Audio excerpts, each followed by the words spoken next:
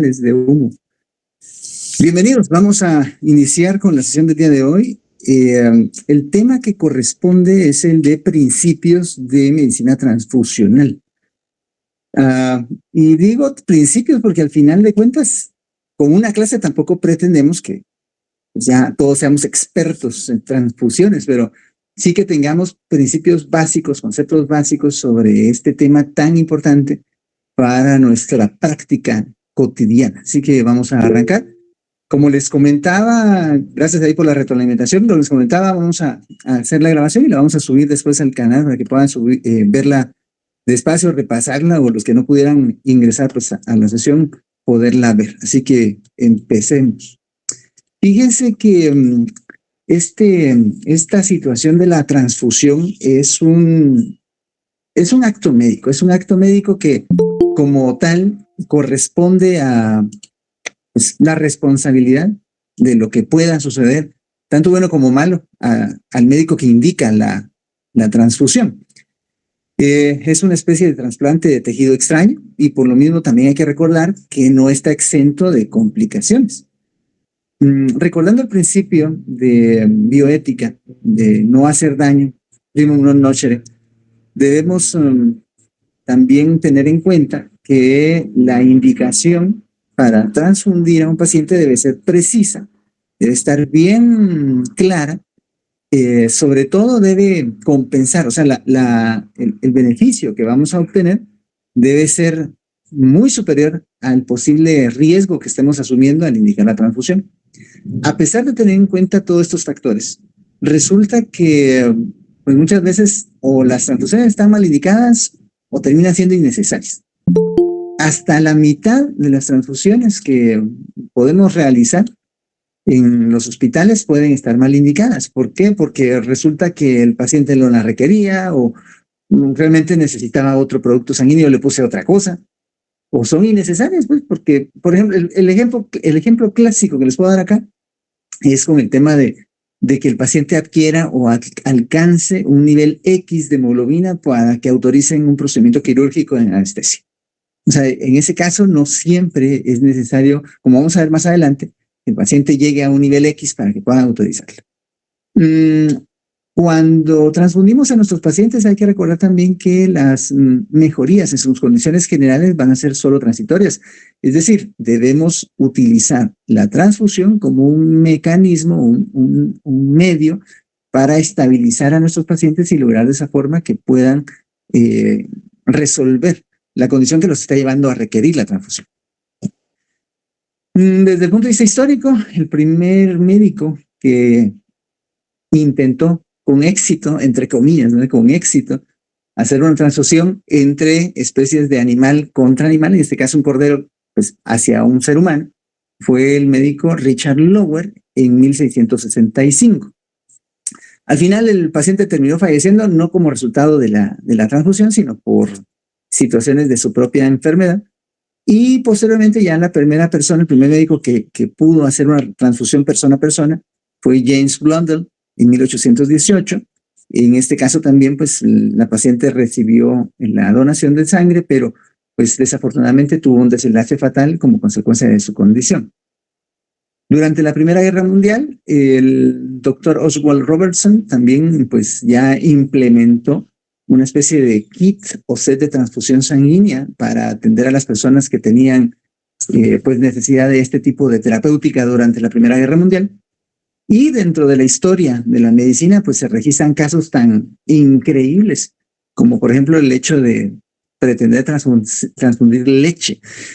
Al final a uno le parece muy raro, muy extraño, pues increíble, pero pues de alguna forma lo que hacemos, por ejemplo, con la alimentación parenteral total es más o menos ese mismo principio. O sea, lo que trataba en ese momento era de aportarle al paciente que recibía esta, entre comillas, transfusión de leche, elementos nutritivos que los ayudaran a mejorar sus condiciones generales, pues, pero evidentemente iba a haber problemas. Ahora con la APT, tampoco quiere decir que la APT sea perfecta y que no pueda tener complicaciones. De hecho, puede tener muchas complicaciones y hay que estar muy atento a las reacciones que el paciente pueda presentar.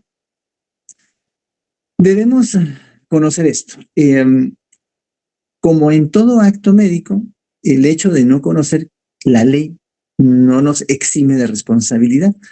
Hay una ley de servicios de medicina transfusional y bancos de sangre que está normada en el Acuerdo Gubernativo número 75/2003. Y en este caso, pues la persona que directamente es responsable por la transfusión es el médico que la indica. Pero en el proceso hay muchas otras personas que son responsables también de la misma. El que toma la muestra para hacer la compatibilidad, el técnico de laboratorio que procesa la misma, también la persona que coloca la transfusión. A ver, solo déjeme ver aquí porque alguien quiere unirse, pero es que me cuesta un poco estar pendiente de todo. Ah, sí, Gerson, adelante, doctor Tomás, y ahí le di acceso. Perfecto, entonces la persona que coloca transfusión, los que hacen la entrevista del donante incluso, y la persona que hace las pruebas para certificar que la sangre sea apta para transfundirse. Todas estas personas que son parte de los mecanismos que deben pues normar el procedimiento de transfusión, tienen algún grado de responsabilidad, pero siempre el médico que la indica es el que va a ser el responsable directo de las consecuencias de la transfusión. En términos generales, hay dos tipos de transfusión, la heteróloga o halogénica y la autóloga. La heteróloga es básicamente un donador que no es familiar o que se desconoce, pues, quién es el que está donando la sangre. Y en el caso de las autólogas, pues es uno mismo el que está dando su propia sangre para poder requerirla en caso sea necesario. Se puede hacer como donación prequirúrgica, en casos también de hemodilución aguda normovolémica, en casos de recuperación intra o postoperatoria. Ahora sí, vamos a pasar al punto tal vez más importante que tenemos que discutir o que nos tiene que quedar claro el día de hoy. ¿Cuáles son las indicaciones y las contraindicaciones para transfundir? Hay un proverbio ahí muy popular que dice que la mejor transfusión es la que no se realiza. Parece contradictorio, pues, pero el hecho de no tener que realizar una transfusión quiere decir que nos tomamos el tiempo para responder a las siguientes preguntas. Primero es si la transfusión realmente es necesaria o no, o si tenemos alternativas. ¿Qué vamos a lograr? O sea, ¿qué utilidad va a tener la transfusión? Obviamente, si los beneficios van a superar los riesgos que vamos a asumir con la transfusión, ¿qué tipo de específico de deficiencia quiero mejorar con mi paciente? Si solo necesito un componente o necesito varios componentes sanguíneos, y qué cantidad necesita mi paciente. Todas estas preguntas deben ser respondidas, idealmente, antes de poder someter a mi paciente a un procedimiento transfusional. Y de acuerdo a lo que vamos a ir estableciendo, pues vamos a tener opción de diferentes productos sanguíneos. El primero que vamos a discutir es la sangre completa. En este caso, la sangre completa es, pues, contiene todos los elementos de la sangre, todos los elementos celulares y el plasma, y se puede, pues, transfundir de esa manera. Una unidad corresponde más o menos a 450 mililitros de sangre. En este caso no se ha fraccionado en sus diferentes componentes que vamos a discutir a continuación. Se debe mantener refrigerada a menos 4 grados centígrados. Y la indicación básicamente son dos. Una es que el paciente tenga un sangrado agudo mayor del 25%, o sea que esté ya entrando en choque hipovolémico. Y la otra es en recién nacidos para los procedimientos de exsanguinotransfusión en casos de ictericias ya patológicas, no ictericia fisiológica como la que estábamos comentando el otro día en clase. Y contraindicaciones, la sangre completa no debe ser utilizada para restaurar volemia. O sea, cuando yo quiero que mi paciente hipovolémico restaure su volemia, lo que tengo que hacer es infundirle soluciones cristaloides a chorro, o sea, en bolos. Tampoco es para corregir anemias sintomáticas, sino básicamente para las dos indicaciones que ya platicamos. Sangrado agudo mayor del 25% del volumen sanguíneo del paciente y la exsanguinotransfusión. Y se calcula la dosis a 70 mililitros por kilo. El siguiente producto ya derivado de la sangre es el paquete globular, o conocido popularmente como células empacadas ahí en el hospital. Aquí lo que se hace es separar a los otros productos sanguíneos y se deja la menor cantidad posible de plasma, aislando pues a los glóbulos rojos, o sea, se concentra. Esto hace que cada unidad de células empacadas tenga un hematocrito aproximado de entre 70 y 80%. Recordemos, como platicamos en la tema de hematología completa, que pues el hematocrito promedio es alrededor del 40-44%. Aquí está concentrado al doble. La indicación principal para transfundir células empacadas es restaurar o conservar la capacidad de transporte de oxígeno. Pero como dijimos hace un rato, esto es, recordemos que es transitorio, o sea, no es un tratamiento definitivo. No hay que verlo como alguien que viene a la emergencia anémico y muy sintomático, le pongo sangre y se lo mando a su casa sin investigar qué pasó, o sea, por qué tiene X nivel de hemoglobina tan severo o tan bajo. El nivel de hemoglobina en sí no constituye una indicación absoluta para transfundir. Ahora, en casos de adultos con menos de 5 gramos por decilitro o niños con menos de 7 gramos por decilitro, pues sí puede constituirse en una indicación para transfundir a mi paciente con células empacadas para restaurar la capacidad de oxigenación de los tejidos. Aquí debe prevalecer el criterio clínico del médico que está indicando la transfusión y no transfundir únicamente para cumplir con un requerimiento de anestesia, que fue el caso que les planteé hace un rato. Contraindicaciones. No es expansor de volumen. Tampoco sirve para mejorar la cicatrización, ni para mejorar la vitalidad o que la gente tenga más energía o como sustituto de otros tratamientos para la anemia. Aquí lo único que queremos es estabilizar al paciente y averiguar o indagar qué pasó, o sea, por qué mi paciente tenía una anemia que ameritó la transfusión y tratar la causa, corregirla. Tampoco es para corregir la hemoglobina baja porque lo tienen que operar o hacer una cirugía electiva. Cada unidad de células empacadas en promedio va a aumentar más o menos el 3% del hematocrito del paciente. Aquí es la forma en la que vamos a seleccionar las alternativas para transfundir a los pacientes. La transfusión ideal, o sea, la primera alternativa es en caso que mi paciente tenga un grupo sanguíneo, IRH o positivo, pues entonces le pongo O positivo. Si es A positivo, la primera alternativa es ponerle A positivo, pero podría también ser susceptible de transfundírsele O positivo. Esto sobre todo tomando en cuenta que si en caso el paciente lo requiere y está en riesgo su vida, pues y no hay otra opción, le puedo poner O positivo. En B positivo, la transfusión ideal es B positivo, primera alternativa O positivo. Si el paciente tiene grupo IRH AB positivo, este paciente pues debe recibir idealmente AB positivo, pero puede recibir A positivo, B positivo y O positivo. A este caso, a este paciente es al que se le llama el receptor universal, o sea, él puede recibir cualquier grupo IRH que se pues, tenga disponible. El otro caso, que es el donador universal, es el O negativo. ¿Sí? Estos pacientes que tienen grupo IRH O negativo, pues solo pueden recibir O negativo, pero ellos sí le pueden donar a todos.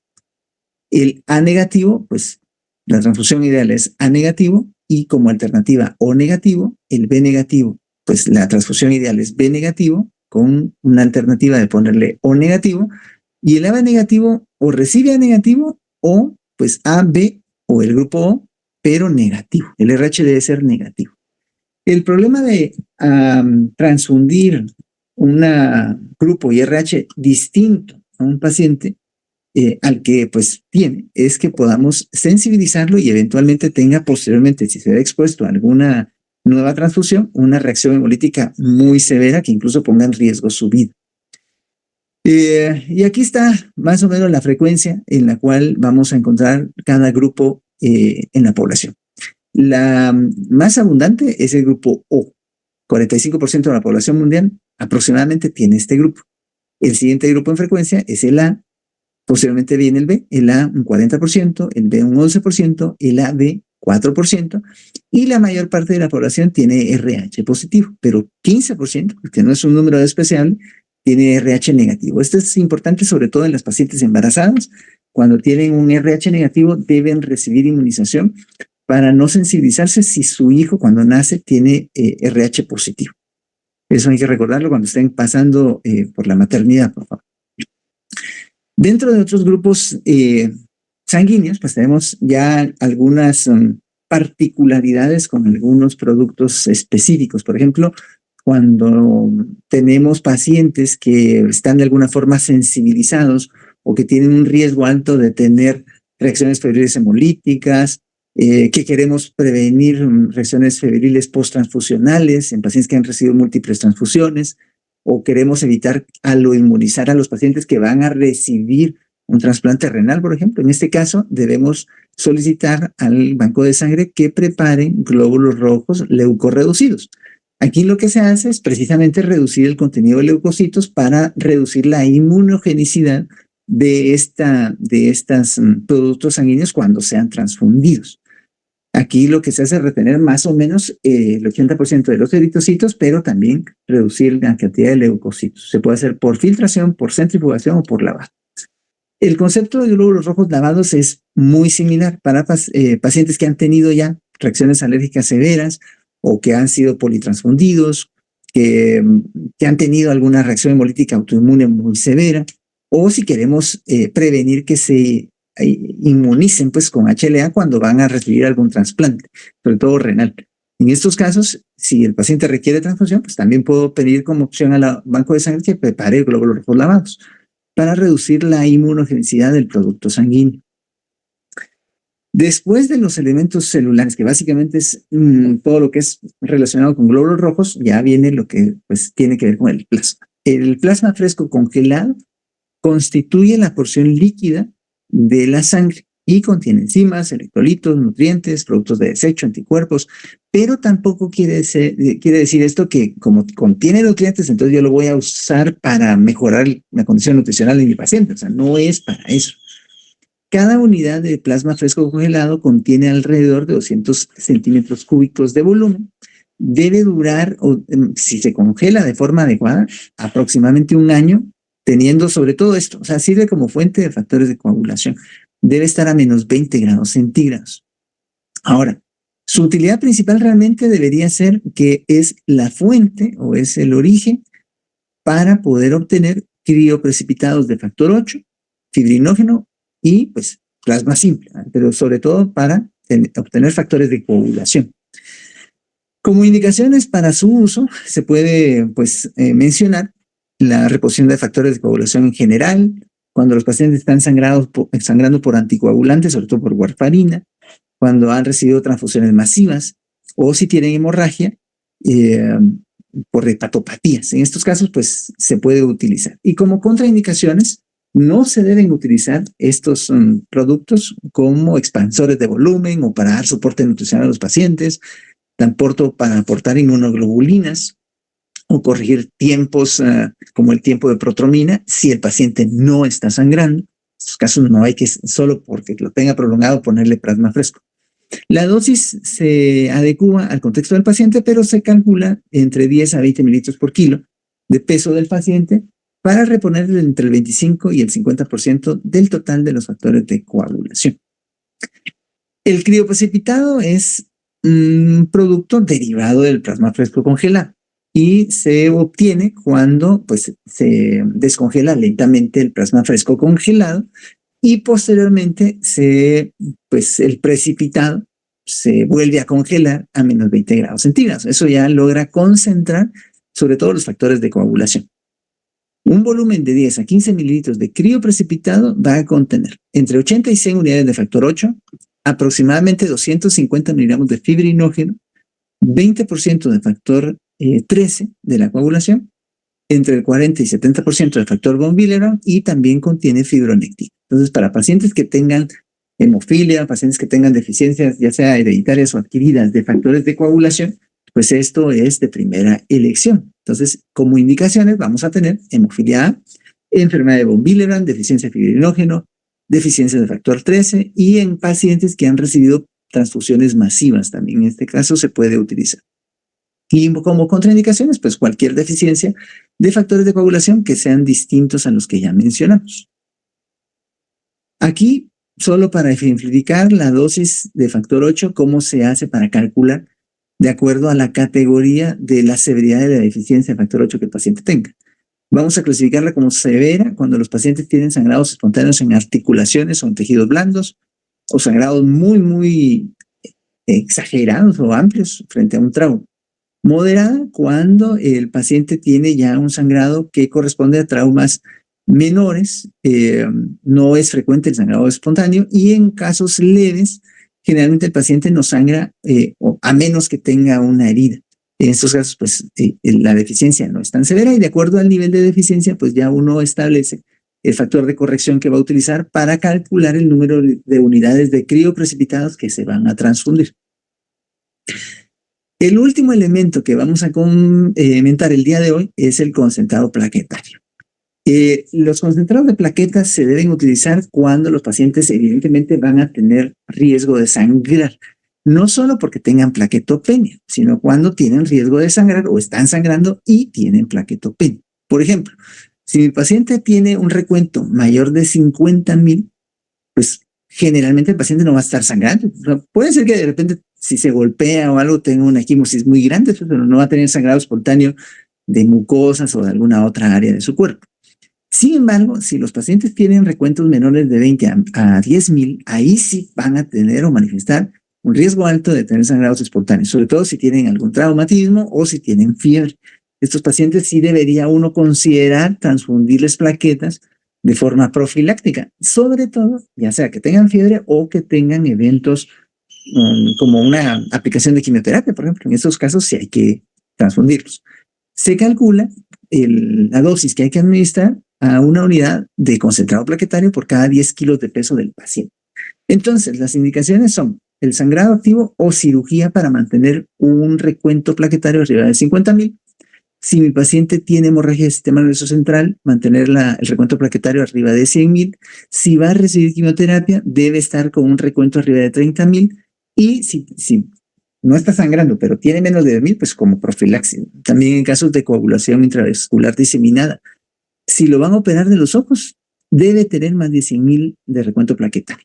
O si ha recibido también transfusiones masivas con sangrado activo, si tiene púrpura trombocitopénica autoinmune, ahí solo en casos de que tenga sangrado activo y esté con niveles de hemoglobina muy bajos. O si va a ser sometido a esplenectomía.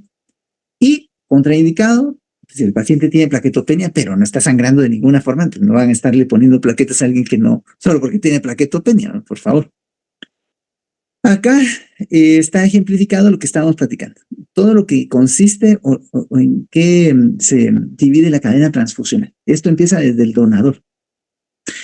Empezando por seleccionarlo de forma correcta para que reduzcamos la posibilidad de tener eventos adversos o riesgos por una donación no bien seleccionada. El proceso de extracción, el estudio de la sangre, el procesamiento de la misma, cómo se almacena, cómo se distribuye, bueno, ya después el mismo acto de la transfusión, que es pues cuando el receptor va a recibir el producto sanguíneo para mejorar sus condiciones. Factores importantes, hay básicamente 3 etapas, que es la etapa pretransfusional. Estábamos platicando aquí de la evaluación del paciente, el consentimiento informado. Siempre hay que tener consentimiento informado, tanto para el donante como para el receptor. La realización de la compatibilidad, la solicitud de la transfusión. Y esto, miren, esto es bien importante. Cuando ustedes van a transfundir a un paciente, por la razón que fuera, asegúrense antes de ir a traer el producto que van a transfundir de que tenga una vía adecuada para transfundirse. No es infrecuente que los llaman del banco de sangre y ustedes van corriendo a traer lo que pidieron, pues, y contentos porque salió muy temprano y se van a poder ir temprano a su casa. Pero resulta que cuando llegan ahí ya con el producto sanguíneo o ya lo tienen listo para conectarlo, la vía no está buena. Entonces tienen que estar seguros antes, incluso ir a traer su producto sanguíneo, que la vía esté adecuada. Después ya para la etapa de la transfusión, asegúrense que la persona que van a conectarle la transfusión sea la persona para la cual fue realizada la verificación y la compatibilidad. Hay que mantener monitoreado a su paciente. Los primeros 10 a 15 minutos iniciales de la transfusión son vitales porque es cuando la mayor parte de las reacciones reacciones adversas graves, sobre todo, se van a ver en el paciente. Así que este momento de los primeros 10 a 15 minutos es muy importante monitorearlo. Y posteriormente, en un periodo no mayor de 2 a 4 horas, se debe haber concluido la transfusión de lo que hayan colocado con el paciente. También es importante que la vía donde van a estar transfundiendo a su paciente sea solo para la transfusión, no estar conectando solución salina, dextrosa u otras cosas ahí, antibióticos al mismo tiempo, solo porque solo esa es la vía que tienen. es importante que la transfusión sea transfundida, o sea, pues administrada al paciente en una vía exclusiva. Evidentemente, el equipo debe estar estéril y siempre hay que registrar con una nota adecuada y que contenga los elementos básicos del registro la transfusión del paciente. La hora en la que se inició la transfusión, que las pruebas son negativas, pegarle sticker en el expediente, el monitoreo del paciente, cómo empezó, a qué hora terminó, y cuál es la condición que presenta al final de la transfusión, a qué hora, o si presentó algún evento adverso. O sea, no se trata de ocultarlo, de andar pues, pretendiendo que no pueda haber nada malo. De hecho, puede suceder. Pero si tiene un evento adverso secundario, se siente mal o lo que sea, hay que registrarlo. Y bueno, ¿qué reacciones podemos tener? Podemos dividirlas en dos grandes grupos, las reacciones inmunológicas y las no inmunológicas. Y a su vez, cada una de ellas se pueden dividir también en inmediatas o tardías. Dentro de las inmediatas, que son las que pues vamos a poder presenciar o tenemos que estar atentos, ahí la reacción hemolítica aguda, reacción febril hemolítica, reacciones alérgicas, anafilácticas o el TRALE. Todas estas se van a presentar en los primeros 10 a 15 minutos después de iniciar la transfusión, así que es muy importante estar con el paciente. Y dentro de las inmunológicas, no inmunológicas inmediatas, pues contaminación bacteriana, sobre todo si la transfusión se deja ahí más de 6 horas ahí en la bolsa colgando, eso es un riesgo de que se contamine. También riesgo de sobrecarga circulatoria, sobre todo en pacientes ancianos o con falla renal, falla cardíaca, falla hepática, hemólisis no inmunológica. Por ejemplo, si el paciente le colocamos ahí el manguito ahí de un esfigmo para que pase más rápido la transfusión, eso va a generar hemólisis. El paciente puede hipotensarse, puede tener embolia, alteraciones de la temperatura o desequilibrio hidroelectrolítico, también con hipocalemia, hipomagnesemia, hiperpotasemia. Entonces es importante estar atento a estas posibles reacciones. Y dentro de las tardías también pueden haber reacciones inmunológicas como una reacción hemolítica retardada, enfermedad de injerto contra el huésped, inmunomodulación, aloinmunización contra antígenos eritrocitarios, que pues es lo que queremos evitar en pacientes que van a recibir trasplantes de otra índole, sobre todo renales aquí en Guatemala, pues que sí se hacen trasplantes renales. Y dentro de las no inmunológicas tardías, pues transfusión de agentes infecciosos, virales, bacterianos, parasitarios o hemosiderosis posttransfusional en pacientes que reciben múltiples transfusiones.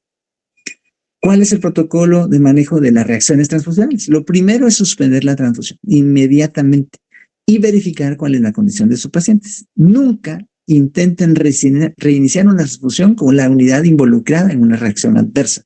Jamás. Lo que hay que hacer es registrar el evento en el expediente del paciente, notificar al banco de sangre, devolver el remanente, o sea, lo que quedó, asegurarse que el paciente tenga una vía intravenosa permeable para que puedan, identificando el tipo de reacción, pues tratarlo de forma correcta. Corroborar cada uno de los pasos en las etapas que ya discutimos que tienen que ver con la transfusión y solicitar al banco de sangre que analice de nuevo la compatibilidad. Hacer control de hematología completa, pruebas de función hepática, pruebas renales, tiempos de coagulación y fibrinógeno y un examen de orina completo para ir determinando cómo el paciente va a ir evolucionando después de la reacción inmediata. Y de acuerdo a la misma, pues tratarlo como corresponde. Aquí, como resumen de las indicaciones, pues lo que ya conversamos, sangre completa, células empacadas, plaquetas, crioprecipitados, el ROGAM, que era lo que les decía, lo que hay que poner a las pacientes que tienen un RH negativo cuando nacen sus bebés, si el bebé tiene RH positivo, para que no se sensibilicen en embarazos posteriores. Factor 8, factor 9, sobre todo con crioprecipitados o con concentrados de dicho factor. Albúmina. Albúmina, por ejemplo, vamos a ver cuando hablemos del tema de cirrosis hepática que algunos pacientes con cirrosis pueden beneficiarse de la transfusión de albúmina durante el procedimiento de una paracentesis, por ejemplo. Y pues con esto termino, solo recordando que el 14 de junio se celebra o se conmemora el Día Mundial del Donante de Sangre. De esta manera terminamos y pues voy a quedar atento aquí a ver si hay alguna duda, algún comentario de los profesores. Adelante.